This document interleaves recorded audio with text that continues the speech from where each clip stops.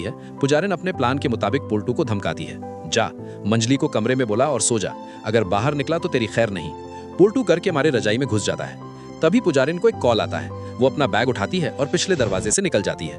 बाहर आहाना, अर्जुन और पुलिस की टीम तैयार थी। वो पुजारिन का पीछा करते हैं। शहर से थोड़े दूर एक पुराना खंडर है।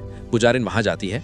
अर्जुन, आहाना और हिम्मत करके आया पोल्टू, जो आहाना के कहने पर चुपके से आया था, झाड़ियों के पीछे छिप जाते हैं। माहौल बहुत डरावना है। खंडहर के अंदर का नजारा देखकर सबके होश उड़ जाते हैं। वहां 2 लोग पहले से मौजूद थे जिनके पास भी गन थी। पुजारिन वहां पहुंचती है। वो उन 2 लोगों से कुछ बातें करने लगती है। पोल्टू को लगता है कहाँ वो मंजली जो बिल्कुल उसका कहना मानती थी, और कहाँ ये पुजारिन जो मानना तो छोड़ो और उसे इतने खतरनाक तरीके से फंसा रही है। तभी इंस्पेक्टर इशारा करते हैं और पुलिस चारों तरफ से खंडहर को घेर लेती है। सरेंडर कर दो की आवाज गूंजती है।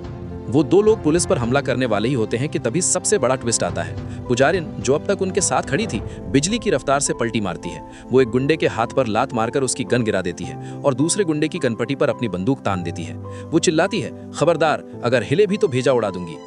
पुलिस, अर्जुन, आहाना और पोल्टू सब सन रह जाते हैं। ये क्या हो रहा है? पुजारिन पुलिस की मदद कर रही है या गुंडों की?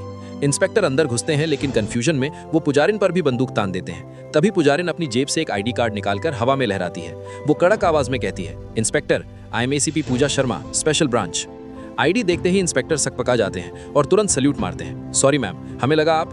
पूजा मुस्कुराती है और कहती है, इट्स ओके, ये मिशन बहुत सीक्रेट था। ये आतंकवादी शहर में बम धमाका करने वाले थे। इनके नेटवर्क तक पहुंचने के लिए मुझे इस इलाके में पुजारिन बनकर और पोल्टू से शादी का नाटक करके रहना पड़ा, ताकि किसी को शक ना हो। सच्चाई जानकर पोल्टू के पैरों तले जमीन खिसक जाती है। वो शर्म और पछतावे से भर जाता है। घर वाले जो उसे लालची और बुरा समझ रहे थे, अब एसीपी पूजा के सामने हाथ जोड़कर खड़े हो जाते हैं।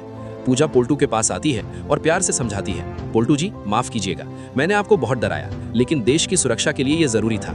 आपकी असली हमसफर मैं नहीं, वो मंजली है जो घर पर आपका इंतजार कर रही है। उसने बिना किसी सवाल के आपको अपनाया है। जाइए, उसका हाथ थाम लीजिए।